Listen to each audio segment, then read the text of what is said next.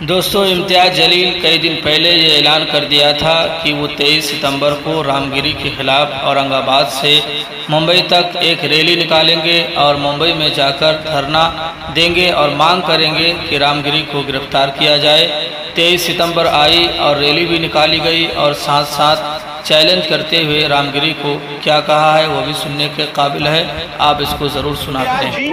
आपसे जानना चाहेंगे, आप जब कूच कर रहे मुंबई की ओर तब रामगिरी महाराज का बयान आया है कि आप जो है सियासत कर रहे हैं, विधायक आपको बनना है, लोकसभा चुनाव हार गए, अब विधायक बनना चाहते हैं, इसीलिए आप मोर्चा लेकर निकले। देखिए, ऐसी लोकसभा की और विधानसभा की कितनी भी सीटें कुर्बान है, ठोकर मारते हैं हम ऐसी सीटों के ऊपर। अगर हमारे नबी करीम सल्लल्लाहु अलैहि वसल्लम के खिलाफ अगर कोई गुस्ताखी करता है तो ऐसी इतनी हल्की राजनीति करने वाला शख्स इम्तियाज़ जलील नहीं है।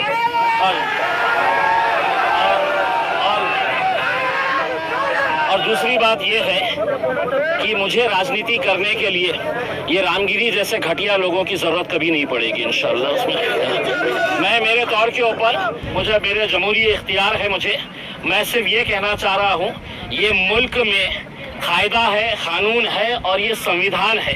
अगर ये संविधान के हिसाब से मुल्क नहीं चलेगा तो ऐसे रामगिरी जैसे गुंडे मवालियों के हिसाब से तो देश चल नहीं सकता है, राणे जैसे गुंडे मवालियों के हिसाब से देश चल नहीं सकता है। उसमें मैंने सरकार को वक्त दिया था, टाइम दिया था कि आप इनके ऊपर कार्रवाई करो करके, और उनको एक चेतावनी दे रहा हूँ, अगर जबान इनके मुंह में है तो उससे बहुत खूबसूरत जबान मेरे मुंह में भी है। जिस दिन मैं इस्तेमाल करूँगा, जिस दिन मैं खोलूंगा अपनी जबान, तो कोई इनके पास अधिकार नहीं रहेगा मेरे खिलाफ भी कार्रवाई करने के लिए, क्योंकि कायदा कानून सबके लिए बराबर है। उनके लिए कायदा अलग नहीं हो सकता है और मेरे लिए अलग नहीं हो सकता है। इसलिए अगर रामगिरी ये कह रहा है कि मैं राजनीति कर रहा हूँ, तो मैं रामगिरी को सिर्फ इतना कहूंगा कि रामगिरी, तेरे से बोलने तो लगाए थे सरकार ने, तू अपनी जान बचा के रख, क्योंकि यही सरकार तेरी जान के पीछे भी पड़ सकती है और ठिकड़ा हमारे ऊपर फोड़ सकती है। तो तू जब तक जिंदा है उस खौफ में जी कि तेरे अतराफ में जो लोग हैं कब तेरा गेम बजा देंगे समझ में नहीं आएगा तुझे। तो ये भी कह रहे हैं कि आप जो है राजनीतिक रोटियां सेक रहे हैं इस रैली के बाहर।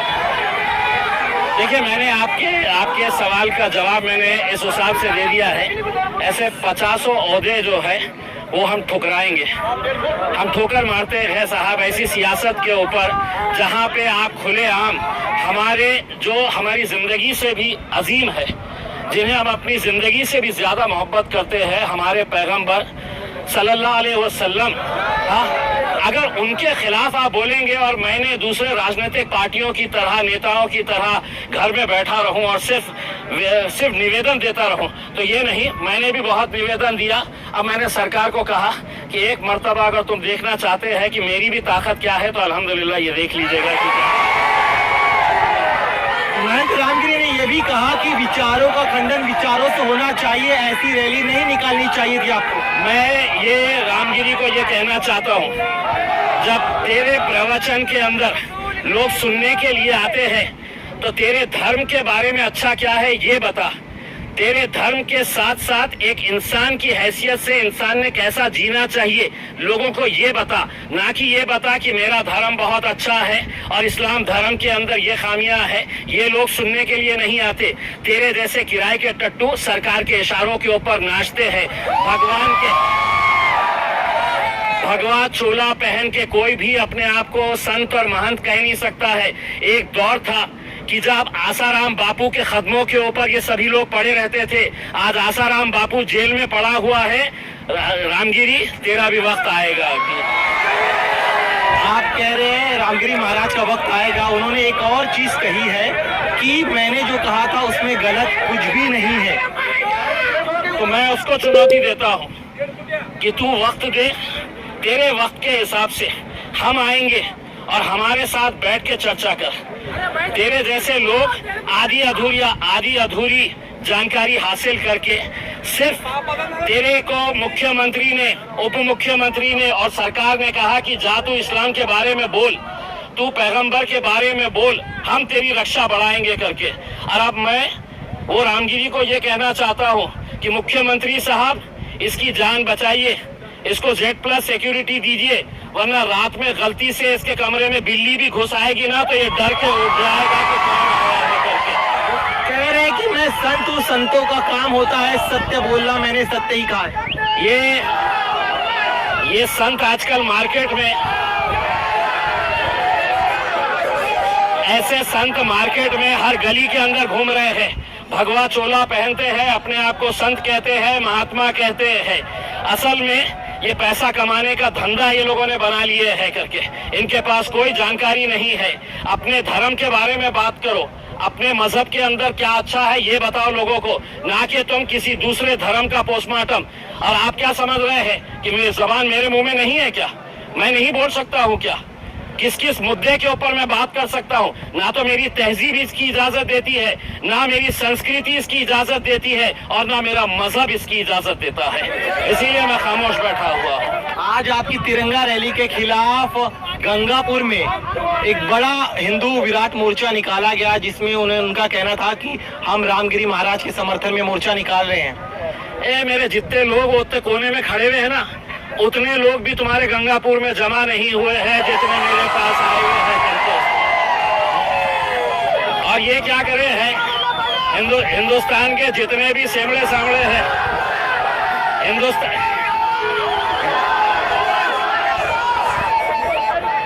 हिंदुस्तान के जितने भी चिल्लर हैं, वो सारे चिल्लरों को उन्होंने आज के दिन गंगापुर में जमा कर दिया है कि उनको मालूम है कि शेर निकलने वाला है।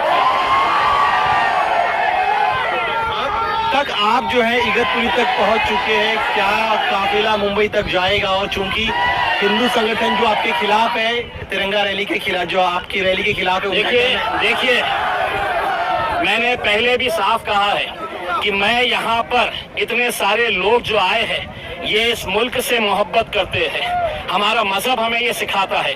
मैं किसी भी धर्म के खिलाफ नहीं आया हूँ, किसी देवी देवताओं के खिलाफ नहीं आया हूँ। मैं ये कहने के लिए आया सरकार को कि अगर ये रामगिरी के खिलाफ अगर 60 FIR रजिस्टर हुए हैं तो किसने पुलिस वालों के हाथ बांध रखे हैं कि इसके ऊपर कार्रवाई करने के लिए? ये नहीं कर रहे हैं। मैंने सरकार को, हुकूमत को, पुलिस को वक्त दिया था, इन्होंने नहीं किया। इस वजह से मजबूरन मुझे यहाँ पर आना पड़ा। लोग कहते थे कि इम्तियाज जलील को तो घर के बाहर भी निकलने नहीं देंगे। अरे अल्हम्दुलिल्लाह 200 किलोमीटर चला आया हो, किसने रुकाया? एक आखिरी सवाल मेरा, उनका कहना है कि आप अदालत जाइए, इस तरह से मोर्चा निकालना उचित नहीं है। अदालत जब जाना है तब जाएंगे, तेरा हिसाब कैसे लेना है हमें भी आता है। हमसे बात करने के लिए तो ये थे इम्तियाज जलील। इनका कहना है कि महंत रामगिरी चाहे जो भी आरोप लगाए, लेकिन वो अपने इस आंदोलन को मुकाम तक पहुंचाएंगे। और रामगिरी महाराज को ये भी कह रहे हैं कि वो सियासत नहीं कर रहे हैं, उनके पैगंबर